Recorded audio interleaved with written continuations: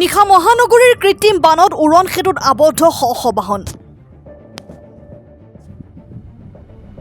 বিপন্ন মহানাগৰিকৰ জীৱন। এয়া মহানগৰীৰ কৃত্ৰিম বানত জনতা ককবকাইছে।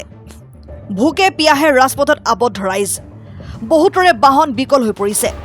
নিশা 12 বজাৰ পৰা 4:30 বজালৈ একে ঠাইতে ৰৈ আছে বাহন। এজাক বৰষুণতে উঠিল অভিজাত গুৱাহাটী। মাজনিশা এইদৰে কৃত্ৰিম বানত আবদ্ধ শ লোক। নিশা মুখলধাৰ বৰষুণৰ পিছতে গুৱাহাটী মহানগৰীত হাহাকাৰ পৰিস্থিতি। প্ৰতিটো ৰাজপথ উপপথত একাঠু পৰ্যন্ত পানী। কাহিলীপাৰাৰ ৰাজপথত নদী সদৃশ পৰিৱেশ। জুৰুদত পুৱতি নিশালৈ তীব্ৰ যান-জঁটৰ সৃষ্টি। মালিগাঁৱত মেনহলত পৰি এগৰাকী মহিলাৰ মৃত্যু। গুৱাহাটীখন ডেভেলপ বহুত হৈছে, কিন্তু এজাক কৃত্ৰিম বানপানীত এজনৰ মৃত্যু হয়। গুৱাহাটীখন ডেভেলপ বহুত হৈছে, ধুনীয়া ডাঙৰ ডাঙৰ পাৰ্ক বনাইছে, ৰাস্তা পদূলি বনাব পৰা নাই। গুৱাহাটীখন ডেভেলপ বহুত হৈছে, ব্ৰিজ বনাইছে, ড্ৰেইনকেইটা বনাব পৰা নাই। কিন্তু পইচা সিহঁতে ক'ত পাইছে নাজানো, কিন্তু লাখ লাখ বিঘা মাটি কিনি আছে, বিল্ডিং কিনি আছে, চাহপাতৰ বাগিচাও কিনি আছে, গোটেই অসমখনৰ মাটিও কিনি আছে।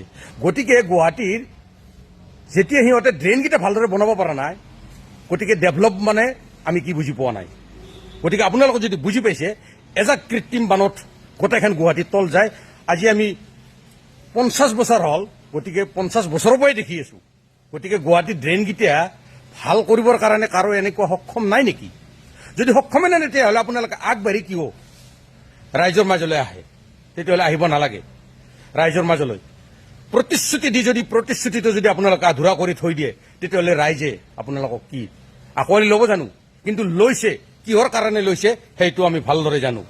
এতিয়া মানে সেই ডেভেলপমেণ্টৰ কাৰণে আপোনালোকক লোৱা নাই, মাত্ৰ দুটা বস্তুৰ কাৰণে লৈছে। সেই দুটা বস্তু এতিয়া মই খুলি ক'ব নাযাওঁ, গতিকে খুলি গ'লে আপোনালোকে ক'ব বহুত ডাঙৰ ডাঙৰ কথা কোৱা বুলি। গতিকে এজাক যদি কৃত্ৰিম বানে যদি গোটেই ল'ৰা ছোৱালীৰ স্কুলখন বন্ধ কৰি দিব পাৰে, অহা যোৱাত মানুহ অফিচ যোৱাত বন্ধ কৰি দিব পাৰে, গতিকে গুৱাহাটীখন কি ডেভেলপ হৈছে? গোটেই গুৱাহাটীখন আগতে নবীন নগৰ কিবা নগৰ এনেকৈ আছিল 2-4খন। গতিকে মই শুনিছিলোঁ, কিন্তু এতিয়া দেখা গৈছে যে প্ৰত্যেকটা ৰাস্তাতে গুৱাহাটীত বৰষুণ দিয়াৰ লগে লগে একদম মানে বানপানী হৈ যায় আৰু বুকলৈকে পানী, গাড়ী মটৰ নিব নোৱাৰা। গতিকে ডেভেলপ যদি কৰিবই বিচাৰিছে, প্ৰথমতে আপোনালোকে গুৱাহাটীৰ সেই ড্ৰেইনকেইটা ভালদৰে চাফ কৰি পেলাই, আৰু ড্ৰেইনকেইটাৰ ওপৰত যি দোকান পোহৰ থাকে, সেই দোকান পোহৰকেইখনকো আপোনালোকে সাৱধান কৰিব লাগিব। এটা ভুল ৰাইজৰো আছে, মই সেইটো নকওঁ। ড্ৰেইনৰ ওপৰতে দোকান দিব, দোকানকেইখন একদম ব্লক কৰি থৈ দিব। গতিকে সেইখিনিতে আপোনালোকৰ দায়িত্ব, সেইটো আমাৰ ৰাইজৰ দায়িত্ব নহয়। যিহেতুকে মিউনিচিপালিটি আছে, GMD আছে, GMC আছে, গতিকে এইখিনি সিহঁতৰ কৰ্তৃপক্ষৰ দায়িত্ব থাকিব লাগে।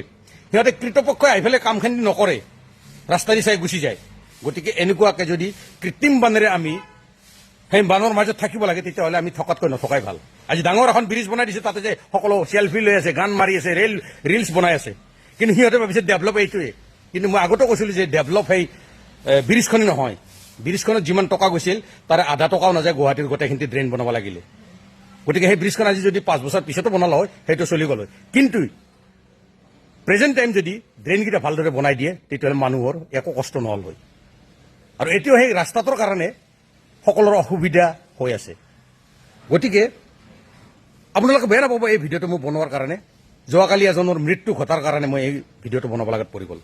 গতিকে আপোনালোকে কি চাই পেলাই আপোনালোকে চৰকাৰ বনাই বা কি চাই আপোনালোকে ডেভেলপ কৰা বুলি কৈছে, মই সেইটো নাজানো। কিন্তু আমি হ'লে ডেভেলপ দেখা নাই গুৱাহাটীতে আমি জন্ম, গুৱাহাটীতে আছোঁ, গুৱাহাটীতে থাকোঁ। গতিকে আমি গুৱাহাটীত ডেভেলপ দেখা নাই। ডেভেলপ দেখিছোঁ মাত্ৰ কেইটামান বস্তু, যিকেইটা বস্তু ক্ষমতাত থকা মানুহখিনি সেইখিনি বস্তু ডেভেলপ হৈছে। ডাঙৰ ডাঙৰ অট্টালিকা বনাইছে, সিহঁতৰ ৰাস্তাখিনি ধুনীয়াকৈ বনাই লৈছে, বাকী আমি একো দেখা নাই। কিন্তু গতিকে আজিলৈকে যেতিয়া ড্ৰেইনকেইটা বনাব পৰা নাই, বাকী আগলৈকে কি বনাব যেন আমি নাজানো।